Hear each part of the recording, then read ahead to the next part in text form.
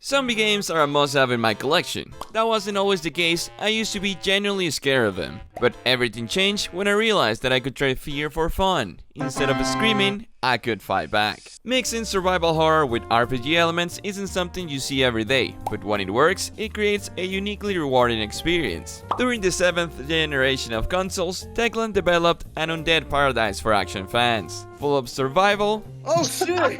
exploration, I think I know where that is. no driving skills, and no sense of direction. Crafting, and all of it with your friends. So grab your favorite snack and sit tight, because today we're playing Dead Island. Something a little more recent than what you're used to seeing on this channel. Get ready, because this is a long one. Still, it's not that recent. The first version dropped back in 2011, and even then it already looked amazing. From the very first trailers and YouTube clips, I was hooked. I wasn't even sure my old HP Pavilion DB4 could handle it, but it did. And let me tell you, this was probably the zombie game I spent the most hours in back then. Now, I didn't exactly have the official version. I had what you will call the Pirates of the Caribbean edition, which meant no online play. At least not until people discovered a workaround through a network called Tungle. Back in the day, this game was the hit 12 or 13 years ago. Everything about Dead Island is iconic. The story, the setting, the characters, the skill tree. I'm not usually a big fan of gore, but here it wasn't just mindless blood and guts. It was actually turned into a feature, adding weight to the gameplay instead of feeling like a Saw tribute. This game takes place on the fictional island of Vanoi, located just north of Australia. Now, I'm not the biggest beach lover in the world, but I will just do about anything to live in a place like this. Imagine waking up, petting my dog, grabbing some breakfast, admiring the views from my balcony, only to head right back inside and play PS1 games for 12 hours straight. That's the kind of paradise I'm talking about. There are 4 characters you can choose from for this adventure, each with their own combat specialty and backstory for being on the island. Logan, a washed NFL player that can throw anything as a deadly weapon. Sam B, a rapper who gave us the game's absolute banger of a main team. I never skip that intro, never. In combat, he's the tank of the team, specializing in blunt weapons also. Xian, a hotel employee with a talent for sharp weapons. She's basically the DPS of the squad, cutting down enemies fast. The game kicks off in your hotel room. The morning after a massive party, we know just how wild it was thanks to the opening cutscene, and the hangover hits different. At first, nothing feels out of the ordinary, but the moment you step outside, there's this eerie vibe in the air. An automated voice keeps repeating evacuation orders, luggage carts are scattered everywhere, and something just feels wrong. Naturally, the first thing you do is loot everything inside, and it's worth it. Looting in this game is so satisfying. It's important too, since you'll need cash and materials for crafting later on. Visuals look stupid good, and that's because this was remastered in the 2016, props to them. Soon to be 10 years old, and it's still hanging on. We check every room we can, and it doesn't take long to realize things are going downhill fast.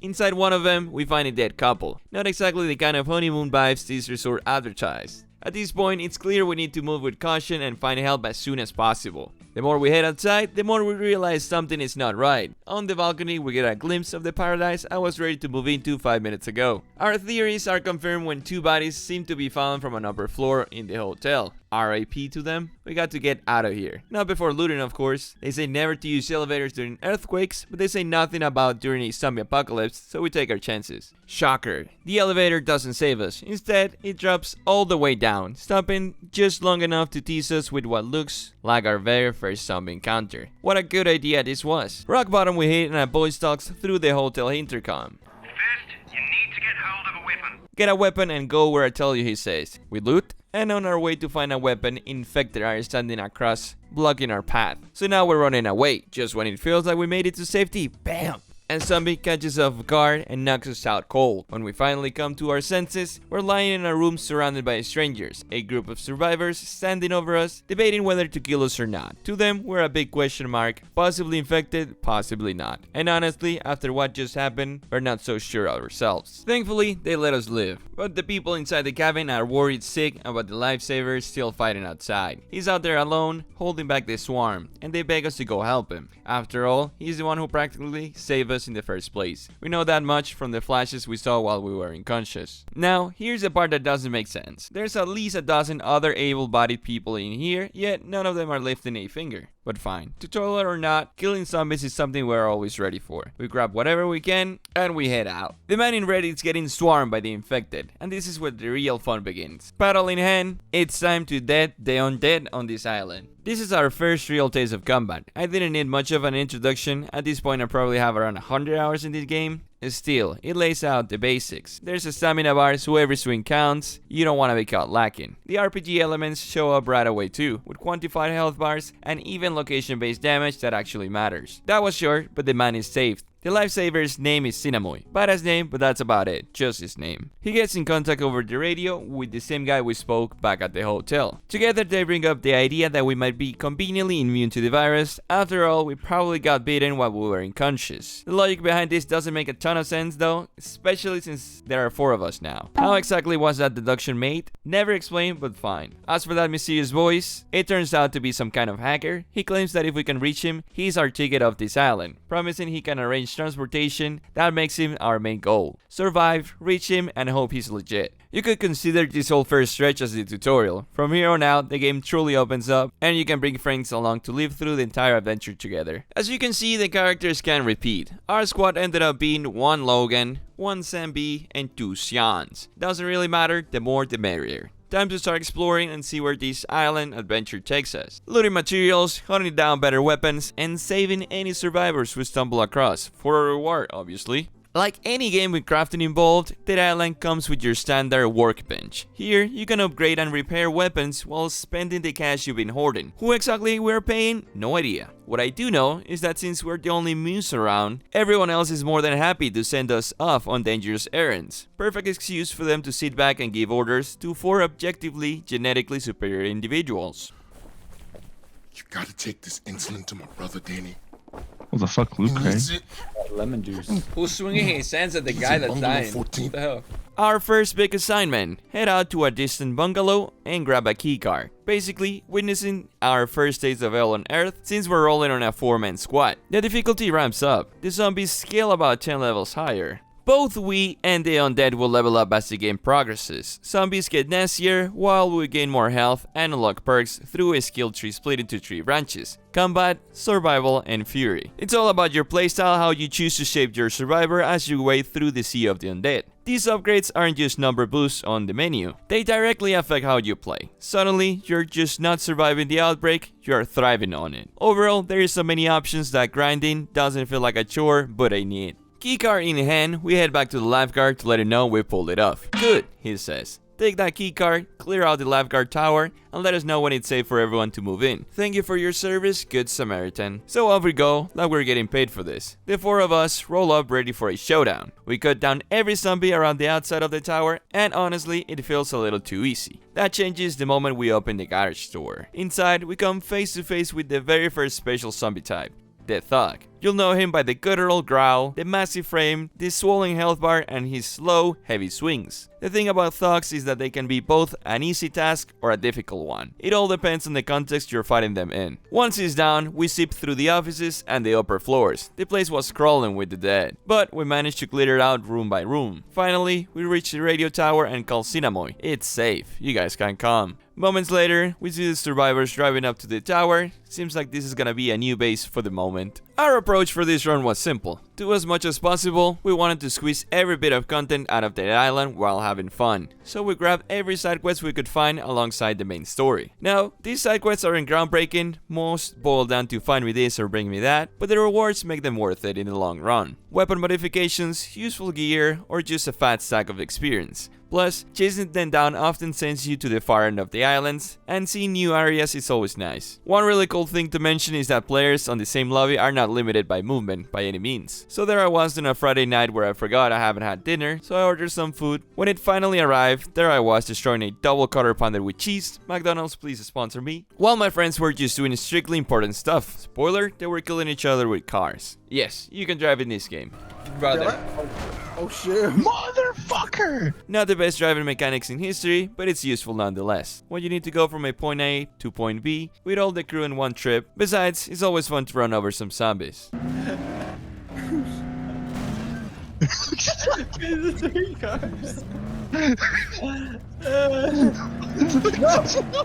It's hard to believe, but the game keeps opening up the further you go. You just don't stay one spot. There are different bases scattered around the island, each with their own survivors that need your help before the story can move forward. Take the lighthouse for example. Here, we get the power running again, and in return we unlock useful things like a shopkeeper and materials for weapon mods. On top of that, several NPCs offer side quests for extra cash and XP. Oh, you Get some fucking supplies. yeah. Wait, I can't. I have no weapon though, bro. I have no weapon. What are you doing? Look at the NPC. Oh, wait, what the fuck? So there's something always pulling you in different directions. After helping the folks at the lighthouse, Cinnamon calls us back to the lifeguard tower. Food and water are running dangerously low, and it's on us to restock. Check the 2 gas stations. Oh, now we're getting the juice, mouth. Ooh, the Hey, can you open the door for me, bro? Yeah. The 4 of us pile into our trusty pickup truck, assign one of the crew as our questionable skilled driver, and set off for the nearest gas station.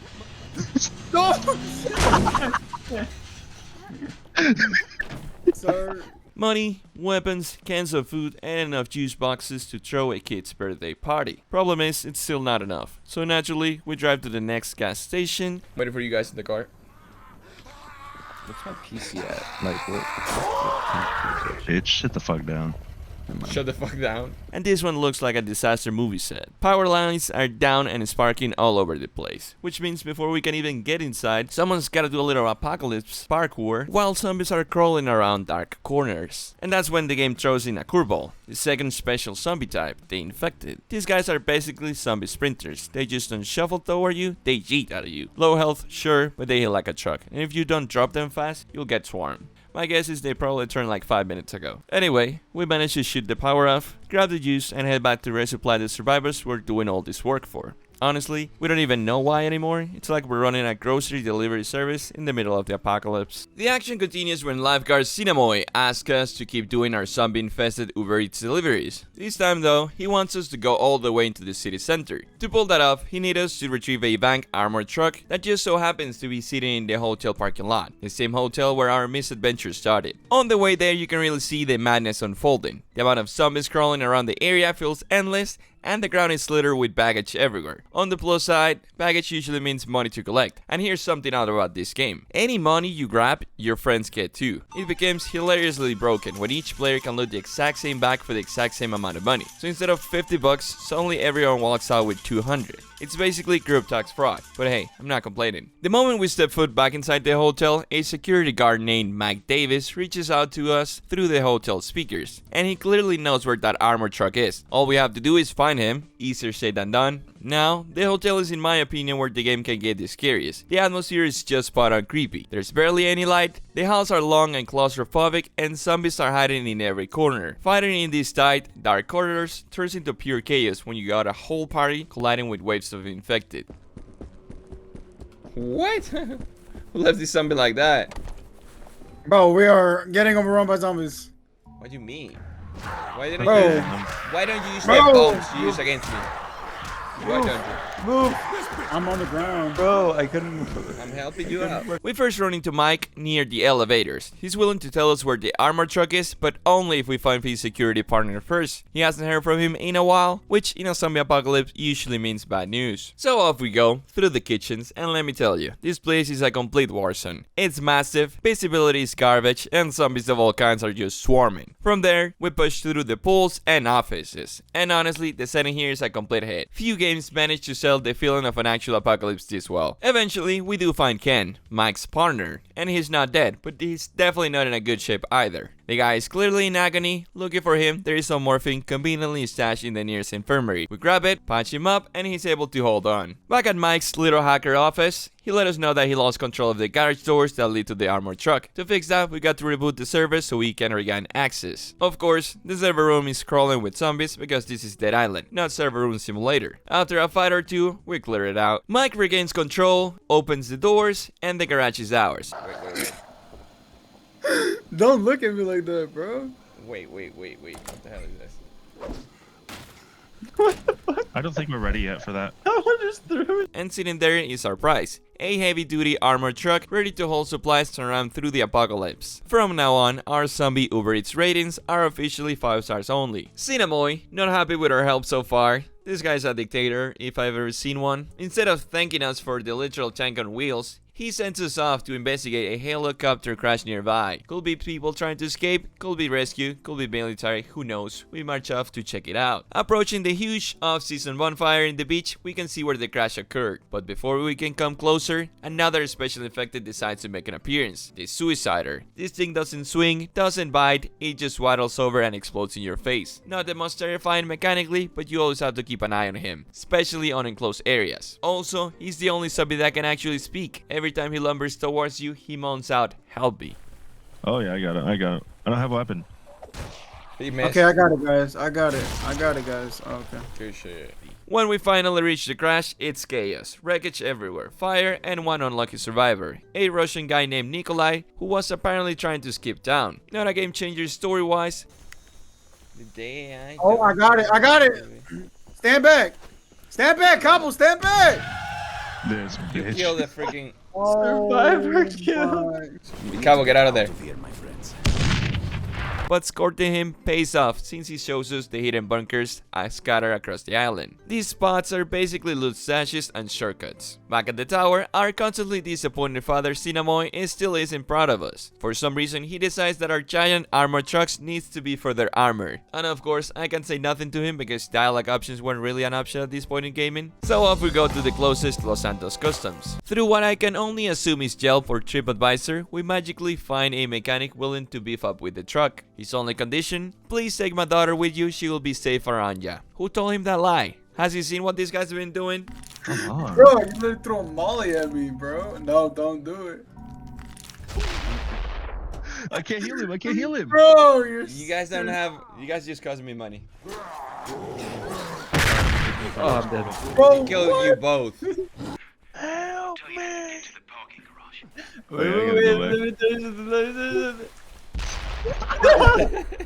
This section turns into a survival gauntlet, protecting the noisy workshop while waves of zombies crash in from all sides. Alone, this part can be brutal, but with 3 other lunatics at your side, it becomes chaos in the best way possible. When the dust settles, we roll out with an armored truck, but of course, it comes with a tragedy. The mechanic reveals he's been bitten, which explains why his daughter has to go with us. Sad images indeed. Next stop, downtown Moresby. The first place we visit in the city is the church. Its bells are ringing non-stop like it's a fire alarm, pulling in every zombie in the zone. People inside are obviously screwed unless we do something about it. And as if the crowd of undead wasn't enough, time to meet another special infected. This one straight out of Arkham Asylum. We got the Ram, a massive bald dude in a straitjacket. Can use his arms, but still manages to send you flying like a linebacker with a single charge. His origin is super unclear. Why are they all bald? Why all they have matching straitjackets? Why do they all have that conveniently placed weak spot glowing in their backs? No explanation given. Bro, you don't get it, bro. Just tick damage, bro. 135. I hate this guy, bro. After finally dropping the big guy and clearing the outside, we break into the church. Inside, we find a new set of people that of course require our help. Led by Mother Helen, who immediately put us to work. First task, stop the bells, because apparently some genius locked himself inside the control room before turning. And now, the sound is basically a zombie dinner bell. Oh, that's a big dude. Stand back. Stand back. Throw that.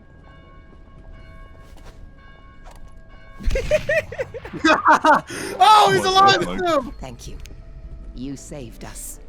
Those demons. What the fuck? Once that's sorted, our good deeds in the city officially begin. Back on the main path, Mother Helen is worried about a group she sent to a pump station. On our way there, we come across a full crowd of zombies in every direction. Not only regulars, but also special infected. And this is maybe the first time in the game where you start weighing your options. Do we fight through or avoid as much conflict as we can? Because don't forget, durability is a thing for our weapons and workbenches aren't always close by. When we finally reach the pump station, the game flips the script. Our enemies aren't the undead this time, it's humans. A crew of looters has locked themselves inside, and unlike us, they got firearms. My reliable crowbar isn't of much use against a Glock from across the street. Our plot armor is big, but my friend Mace is bigger. Yes, I just made a fat joke. After surviving the initial shootout, we finally get our hands on pistols, which meant we were able to with ease take over the gas station and make ourselves with some good ammunition in the process. Hola. Yeah, get Scooby snacks over here. Miles. Ooh. Damn! Oh, I thought it was you. Oh, I'm. Oh shit, my- double peek, double peek. Bro, I Oh, thought it was shit, they just tried trading. They're fellas, not safe bro. round. They're not safe round. Firearms in Dead Island are weird. They are great against other survivors, but for some reason they don't hit as hard against zombies. Kind of a strange design choice, but it doesn't matter. Let's not forget how fun it is to bash zombies with a hammer in the head. Bro, get down here. Where's my knives? We're on. I have to kill him. On the ground right I have a here. Molotov. I have a Molotov. Watch. Let's see if we can get him down. Oh, I got him. Oh shit, nice throw. Not doing much. We're like watching a piñata right now. Bro, we need to get him. My shit's in there. From here, our mission is to resupply of water the nearby areas. Apparently the pump was out of control and we need to lock up the fire hydrants that are making the pump not have enough pressure. Our good deeds are done for now. Let's focus on what we came here for in the first place. Supplies. Wait, 360? Oh shit. What the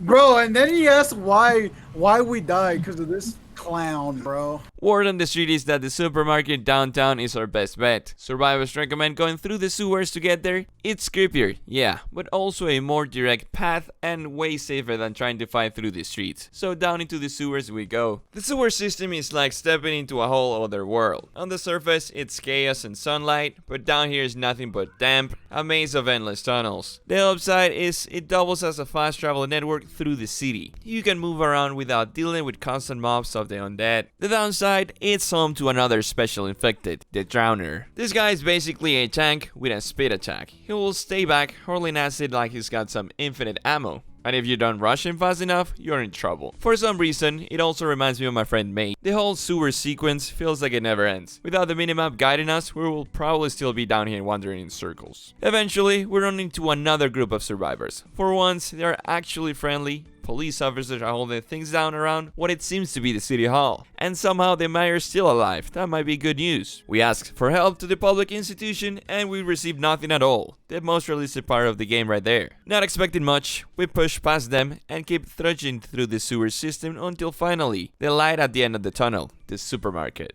Except there's no shopping here. It's an instant shootout with the gang occupying the place. Once the dust settles, jackpot. Supplies, enough to keep survivors fed, plus heavier firepower like shotguns and rifles. Big step up from the crowbars and paddles we started with. And then, in the magic of video game storytelling, we somehow teleport all of this back to Jen, the mechanic's daughter. She says she will share the supplies with everyone in need. Yeah, sure. We did the heavy lifting and she takes all the credit.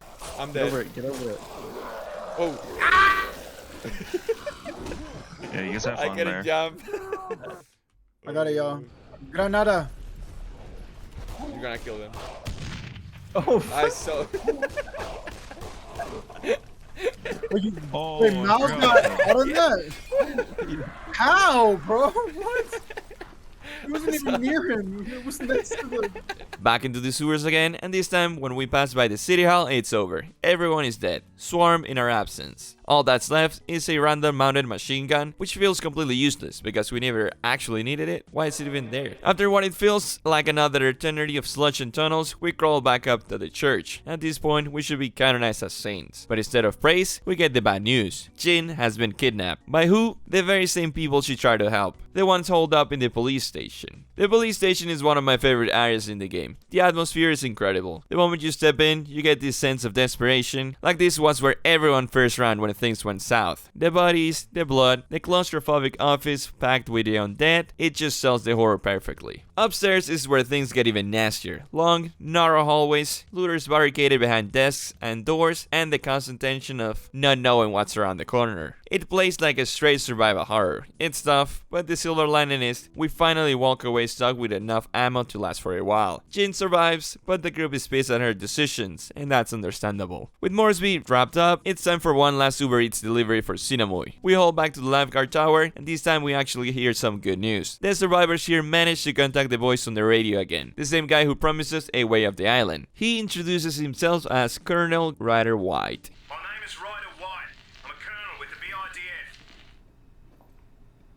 Hanoi Island Defense Force.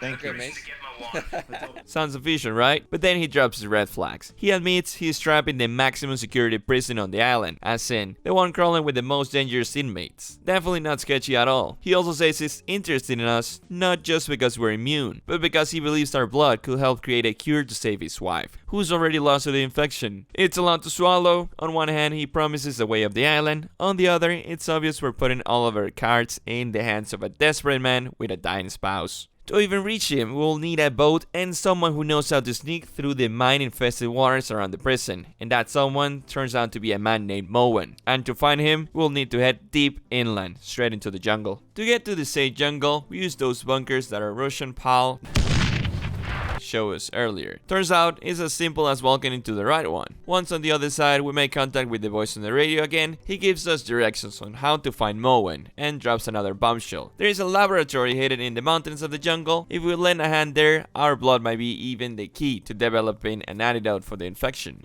What the fuck? And then, welcome to the jungle. The game suddenly turns very Far Cry. And not just any Far Cry, I'm talking about the good one. Yes, the third one. Nothing else. Not here to discuss that, we'll just play them eventually. The jungle is massive and open, filled with new NPCs to help and unexplored places to stumble across. But our main goal here is finding Moen. Our first lead comes from a man named Matutero, who claims to know where Moen is. Of course, there's a catch. Before he tells us anything, we need to recover a stash of weapons stolen by a warlord named Afran. On our way there, Dead Island introduces its final special infected, the Butcher. This thing is terrifying. The speed of an infected, but hitting twice as hard. Instead of hands, it's swinging sharp forearm bones like machetes. It fights like it took karate lessons before turning undead. The mission for Matuchero plays out almost like a military operation. Afran's men are dug in, and while the game isn't built for stealth, it feels like they want you to sneak in. At least until everything inevitably devolves into a massive shootout. I swear there is a Far Cry mission that plays very similarly. Really fun, but also very easy. Weapons recovered and Afran's out of the way, Matuchero kept his word. With his help and a boat that we found, we're finally introduced to Moen, the man we need to navigate through the mine-riddled waters and reach the prison. Moen turns out to be a huge help. Not only does he agree to guide us, but he also becomes our chauffeur, ferrying us to the laboratory tucked away in the jungle, and this is where we start digging deeper into the lore of the infection. Oh man. Oh my god. Damn, he's been fucking Oh shit talking God. everybody's driving. Literally everybody's My driving. boy is still looking at me, bro. Why are you so distracted, bro? Bro, look at the road. Look at. I think the guy is stuck. No joke. No joke. Oh my. I gotta go. Talking everybody else is driving and then I this know. is Guys, I used to be. No, I It think I took- got it. I it think I got took it. 2 Is seconds. this for one? him to get Is stuck. this I the guy think I who's got it, I gonna think I drive got me it. around? I think I got it. Once we arrive, the scientists waste no time. Not shown, but blood samples are drawn from each one of us. Dr. West, the lead scientist, explains that the testing will take time. So in the meantime, we're asked to assist with other projects around the lab. These admissions are surprisingly fun. Fetching chemicals, clearing out infected areas, helping trap researchers, all kinds of busy work. But the rewards are worth it. Weapons, cash, gear, the loot starts flowing heavy at this point, giving you that unmistakable endgame energy. Did I jump from? Oh shit. I'll meet y'all downstairs, bro. Ooh, that would have been bad. It feels like everything is ramping up fast. We're close to answers, close to an antidote, and maybe, just maybe, close to a way out. At this point, the lead scientist also wants blood samples from the island natives. They believe the outbreak started with some rare parasite tied to the tribe's old practices. So we head off to investigate where these natives live. We find the entrance to their village, but their leader straight up says, nah, you're not welcome here. Instead of talking it out, we just sneak around and end up inside some kind of fighting pit. The tribe leader wants to test our might, so he sends his fiercest warriors at us. Now I know this is meant to feel epic, but it gets pretty funky when people with sticks come swinging at us while we're armed with pistols, molotovs, and electric machetes. I don't know if we broke the rules, but hey, we passed the test. We take the blood samples we came here for and haul them back to Dr. West. But the good doctor isn't done. He got ours, he got the natives, and now he wants blood from someone who's never been exposed to the infection at all. With the help of the tribe's leader, we head into these catacomb-like tunnels where the tribe dead are embalmed. That's when things start getting weird. We find a young girl alive, just sleeping on the ground, and for some reason the tribe leader immediately decides she needs to die when she was just chilling. We shoot the trash leader, and that's the end of it. Probably fine. What if she ain't fine? Maybe you should ask her, huh? Hey, Shorty, you got some zombie for lunch? She's saying something. 9/11 guys. You know what's funny, bro? I ordered some loafers. Like, Of course you ordered something. I was ordering shit, bro. on Amazon, bro. We head back to the lab with the native and the emballed body, which I don't know where or how we're carrying it. The Dr. West now has everything for a cure. He says there is hope, but he needs time. So while he's busy, we return to Moen to gather what we need to reach the prison. Couple of things, a hidden package in more SV storages, along with some extra gas, and some metal rods from Jin's father's workshop. Indeed, very sad to come back here since Jin has to put down her unturned father before we move on. And just like every horror film, everything is going well until everything starts going wrong. We come back to find the lab being overrun by zombies. Everyone's turning to infected, Jeremiah is alive but locked in a cage, and she says Dr. West went too far with the blood samples, locking herself up in a cage, and when the doctor tried to open the cage, he unleashed every infected they were keeping inside. These scientists weren't fighters, so they never stood a chance. Now, there is still one last shot, an early version of the cure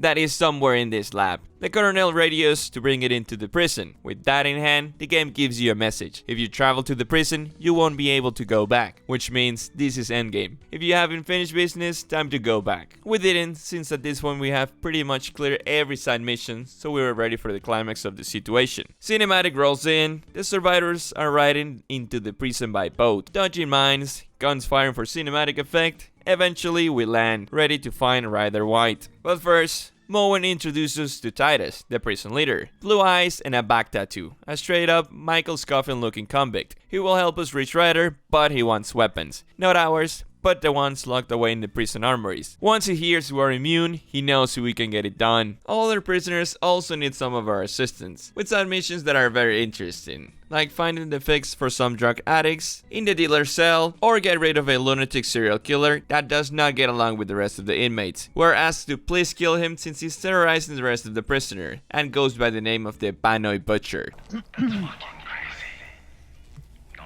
I'm just fucking hungry.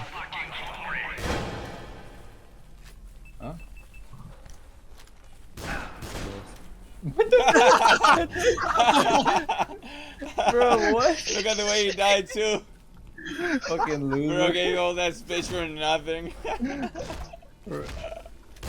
The moment we find him, he even drops a very badass speech. So we're getting ready for a full-on fight with this dude. This fight did not last more than 3 seconds, no joke. His monologue was longer than the actual fight. The prison block sections are chaos. Zombies on every level, undead cops, prisoners, and especially infected of all kinds. Titus' right-hand man Sanchez is stuck in a cell, and we're sent to rescue him first. And once he's safe, he points us towards the armory. Heavily armored undead policemen are in the way. They are not alive, but they do have helmets and bulletproof vests. So everything turns into a war zone. This situation cannot be any more serious, and the enemy could not be any more clear. But for some reason, we're fighting each other with explosives. I got maybe 15 friendly fire kills in the last 60 minutes of the game. He threw the melee weapon, bro. I clipped it. Who throws weapons, bro? Get ready. Nobody get me. No one's healing me, bro. Come on. I knew it. Someone's gonna do it. I knew someone was gonna do it. It's funny because you ate that, bro. And wait.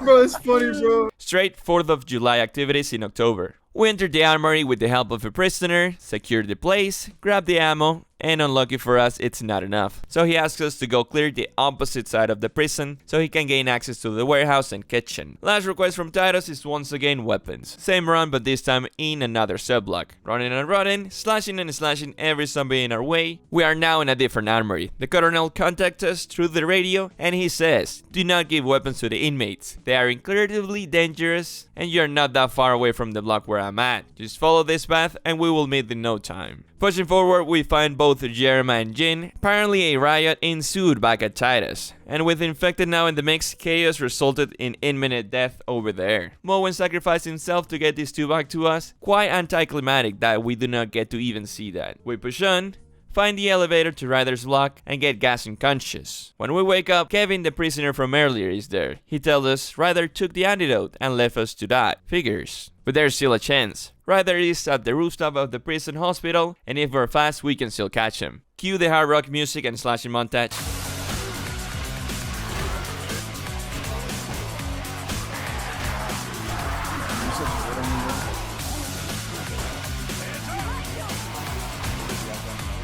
This part segues right into the final chapter. Tries to be epic, and I can see what was intended, but fell short and repetitive. Not bad, but nothing surprising. Once in the rooftop, we meet Ryder White for the first time, only for him to reveal his plans of leaving us behind with the antidote. The final standoff begins. He does have some firepower, some armed men, and the luck of the noise attracts zombie and the entourage. The setting for this final showdown is great, but the unpolished gun mechanics make the whole experience feel anticlimactic once again. Didn't feel much different from my friends killing each other during the previous 12 hours of gameplay. Once we are on the platform where Ryder and his infected wife is, a cinematic with not a lot of reasoning kicks in. We are 1, 2, 3, 4, 5, 6, 7 individuals, mind you, immune and heavily armored, being somehow held at gunpoint by a single person. Lazy movie writing at its best. The man says he's leaving, replicating the antidote and coming back to save us. But we know the dishonesty in that plan, given that Kevin told us that the Colonel is planning to bomb the entire island. Jean tries to throw a David Goggins speech that reminded me of that time that SpongeBob is about to turn into Goofy Goober right before Plankton is about to win. The woman releases Ryder's White's wife, that goes straight into biting the Colonel. In retaliation, shooting Jean, and my friend's only worry are the loss of the feature of Jean of storage of weapons. Because yeah, you could give things to her to keep for you.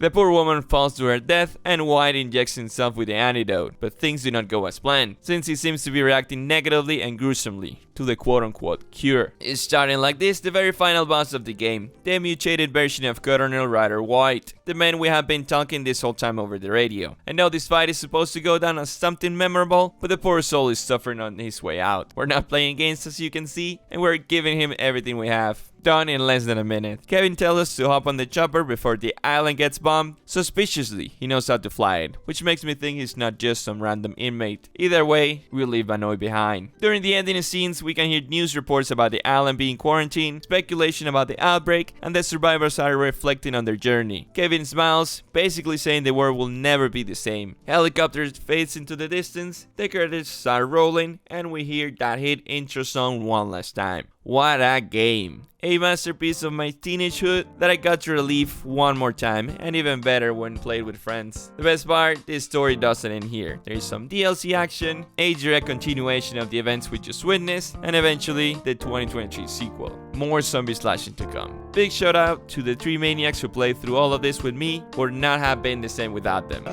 Your fucking Mohawk ass out. Damn, I could take both of you at once. There's nothing I can do from here. Y'all gotta stop, bro. This ain't funny no more. You know you can see Molotov too. Funny no more, bro. If you like the video, make sure to hit the like button and subscribe. It helps me out a lot and might help others find the video too. Reminder that you can follow me in my other socials where you can tell me what's your favorite horror movie. If you don't want to miss the full walkthrough of these games, make sure to join the live streams. I play a couple times a week. Thank you for watching the video until this part. My name is Yourselves, and with nothing else to say, good night.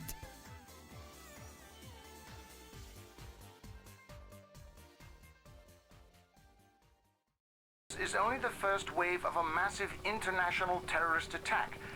Bro, my weapons. Yeah, my weapons. Jen, give me my weapon back. For the Australian Just get the body, just get the body. denies the claims.